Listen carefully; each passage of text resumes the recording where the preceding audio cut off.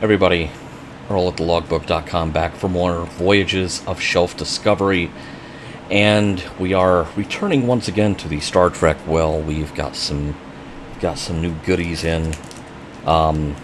First off, Fansets strikes again. Earlier I showed you the great magnetic pin that they did. That was the great big Starfleet badge from Star Trek II, The Wrath of Khan. Well, they are not leaving the motion picture out in the cold, because we now have here Admiral Kirk's badge, and really everyone's badge from the first Star Trek movie, again in magnetic form, in convenient magnetic form. And I can tell you just from holding the package that very much like the, and it's everything's held in place with magnets, 2 of them to be exact. And again, keeping in mind that the human body is not flat anywhere, especially not mine. As you can see, it is kind of a convex surface. It is not a flat surface. So let me see if I can get this in place. There it is. Well, that's wonderful. Other variations on this have been available for a long time, but they've all made the mistake of assuming that the human body is a flat surface, which mine is not. And so, again, in the Star Trek universe, we have, largely because it was on a huge discount from Eaglemoss, we have a Shuttlecraft Set 6.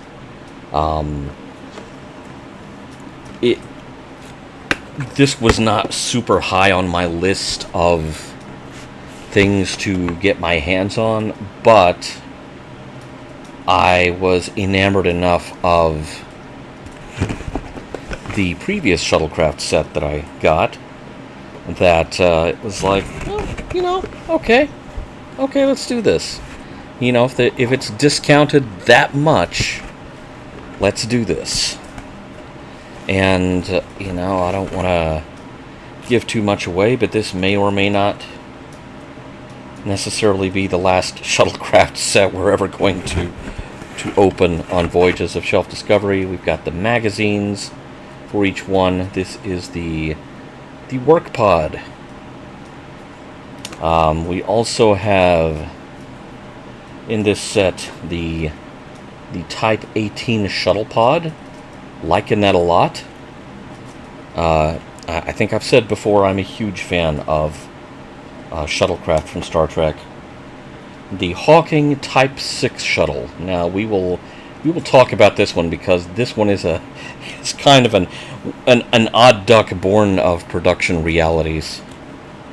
And finally, we have Janeway's armored shuttle from the series finale of Star Trek Voyager, and that is her up-armored shuttle that she has tricked out with Borg technology. Some of these are a bit smaller than the previous set I opened. Some of these are a bit more like Hot Wheels sized, and smaller stands and smaller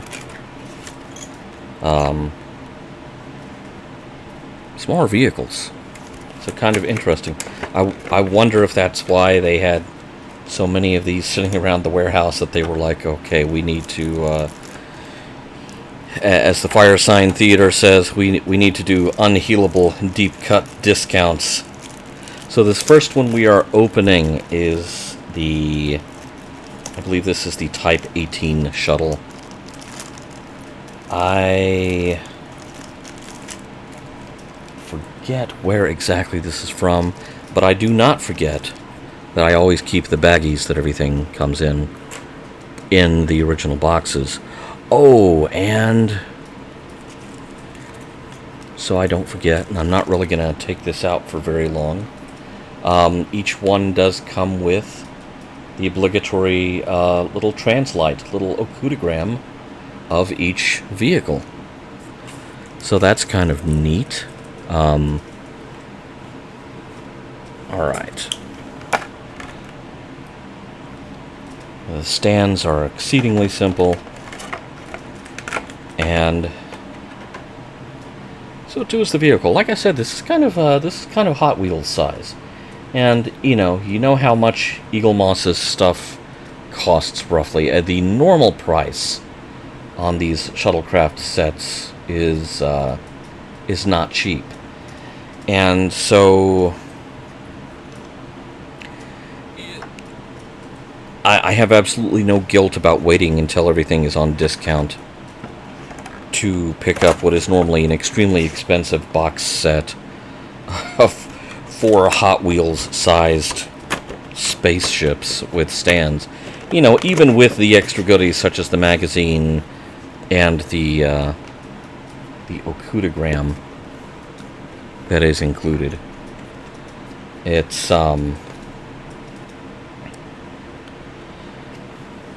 okay to wait for the discount, especially in this case, because these are smaller, I believe, than the other one. Yes, this is the Type 18 Shuttle Pod.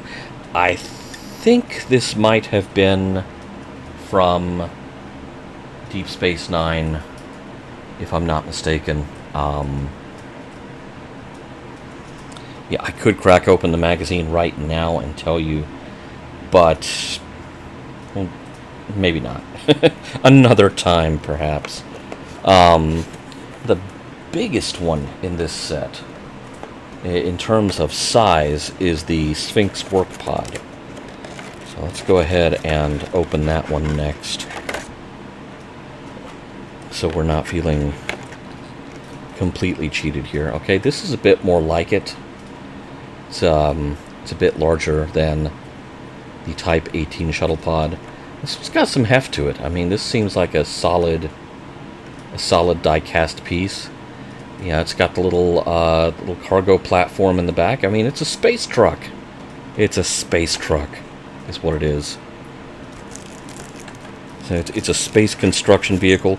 It too has the diagram of the ship included. Gonna leave that in the box for now. And okay, I did pull out the stand. What I did with the stand, oh, I'm holding it. It's been that kind of day. So let me relocate a couple of things, including our shuttle pod that we already opened, and maybe get enough height on these boxes that I can actually have these in view. Oh, I closed the box back up without the baggie the stand came in. I will fix that later. I hope you're capable of hearing me. It has gotten warm enough now that it's, every fan for himself, and I don't mean like Star Trek fans. I mean like the fans moving the air around in this room. Okay, let's close up the baggie so it doesn't blow away. Okay, so there is our work pod there. You can barely see it, but if I open another one of these, I will reshuffle everything, and should have enough height on these two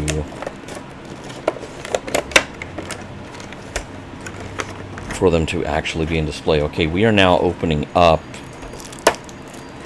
the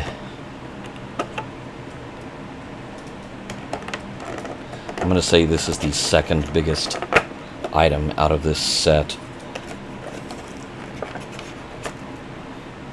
And it's it's this unusual shuttle. It may look kind of familiar and unfamiliar at the same time. It has the registry markings for NCC 1701D, so it's from the Enterprise D, it's from the Next Generation. But it looks suspiciously like the shuttle from Star Trek V. And there's a very simple reason for that. It's because it's one of the shuttles from Star Trek V, redressed for the first Next Generation movie, which was Star Trek Generations in 1994. At which point, that Star Trek V shuttle had been around for only 5 years.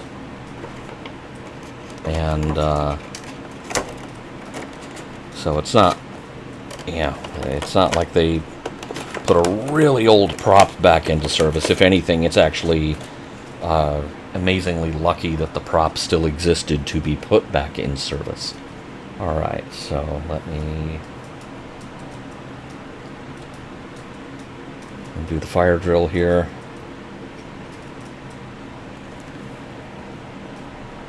And oh yeah, everyone should be very visible at this point. Alright, so we have our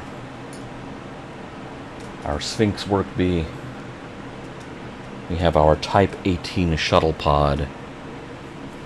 And then we have here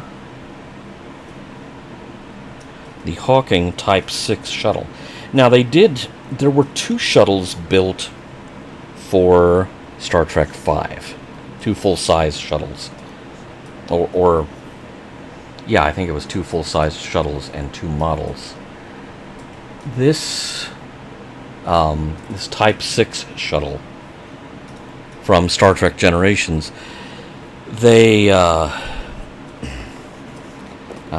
think the one that had already been fitted out for the Next Generation for use on TV was deemed, not decorated well enough to stand up to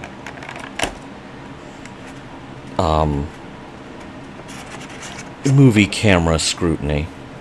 Okay, and here is Janeway's armored shuttle here, which, it's all one color because it's completely up-armored from top to tail. Nicely detailed as far as texture. It's not much, perhaps, to look at. Hate to say it, I think that one's going to stay in the box. Just not the best display piece out of this set. Still 3 out of 4, not too bad. I love these other 3 pieces because, I love the Next Generation era aesthetic. Anything from the motion picture up through Next Gen. And, the Next Gen era, which kind of by default includes Voyager and DS9. Really like that look. And so I think maybe we're seeing why this set was super duper discounted, which, fair enough. Each one, there are other Shuttlecraft sets that I wouldn't bother with. Like, there's one that's all alien shuttles. There's like a Ferengi shuttle and something else, and nothing Starfleet looking in there. I like I very much like the Starfleet vehicle aesthetic from the late 80s and the early 90s. So yeah, they basically took the Star Trek V shuttle, complete with its motion picture era engines, and just painted 1701D on the pods for this one, for Star Trek Generations, and that's the only time it ever appeared. But that doesn't mean it doesn't get a model. That's a real it's a real oddball little curiosity of a shuttle from this collection. But yeah, good fun with these as always. And I'm gonna put the baggie back in here so I don't lose any of the packaging.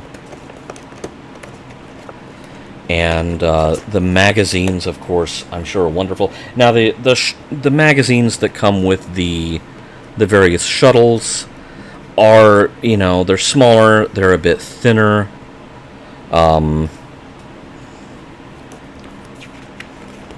Maybe, let's see, 2, 4, 6, 8 pages with the front and back covers on Janeway's shuttle. And 2 of those are taken up with the diagram again, which, I'm not going to complain about that. There's some nice renders and shots from the show in there, and sort of, I'm sure, the background of the plot function as well as some of the production realities. I personally can't wait to dig into the history of this shuttle, to find out, just really what happened, that they were like, oh, that shuttle we've been using on TV since 1992, all of a sudden that's not going to cut it. We've got to take this other one that no one has messed with in 5 years and redress it. The work pod, the magazine with the work pod, again, some nice renders, some in-universe info galore. So this set was worth it to get at a discount. Was it, would it have been worth it to get it at full price? I'm not gonna really say one way or the other. Type 18 Shuttle Pod. Okay, yes, this was from the USS Defiant. The Type 18 Shuttle Pod was from the Defiant on Deep Space Nine, and so this was. That's where I remember it from. That I kind of thought that it was from the Defiant. Like, was it the season 3 premiere where they got attacked by the Dominion and they had to bail out, and they didn't really know who the Dominion was yet, and that's when they figured out it's Odo's people. And I think Kira and Odo bailed out of the Defiant. They evacuated in this little shuttle, which kind of looks like a little boat. That's I just now made that connection. But really cool little models as always, although some of these I do definitely recommend waiting for the sale.